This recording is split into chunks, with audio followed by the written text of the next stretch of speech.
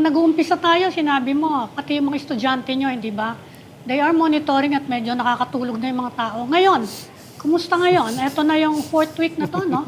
ng trial. What do you think of the proceedings? Saka, gising na ba kayo? Gising na yung mga estudyante nyo? Look, honestly, much better po to than when it started.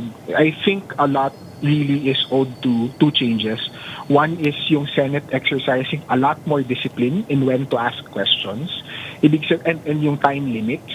Ibig sabihin po nun, instead na nagiging opportunity for grandstanding, yung questioning ng senators, ay napipilitan sila to ask the most important points kasi limited lang ang oras nila. Siguro if meron na po tayo masuggest na point for improvement, baka po pwedeng wala ng second round, no? Kasi madami naman po dun sa second round questions ay naitanong na rin before. No? So just the suggestion. Yung isa pong major change is sa defense. So napansin po natin na hindi po sila as masigasig mag-object ngayon, which means mas malinaw yung kwento na naririnig natin from the witness. I think na kita din na mas cooperative, mas cordial yung relationship nila ngayon with the prosecution in terms of the fact na, for example, they agreed to stipulate on a large number of documents, no, for today, which shows some hope na mapabilis yung process. So all of these are good signs.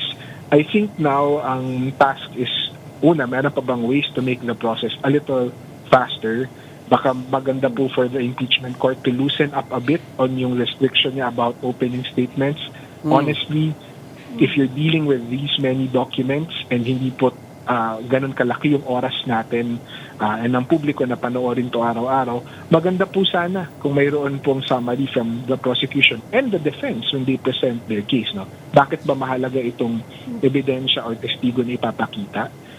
And I guess parang guarded lang na attitude towards over-legalizing the process. So maganda po siya the last 2 days at the very least, no? And hopefully things turn up for both sides naman po kasi nakikinabang din yung Vice President na pag siya naman po yung magpapakita ng ebidensya niya, mabibigyan din siya ng espasyo para maipakita yung defense niya ng maayos.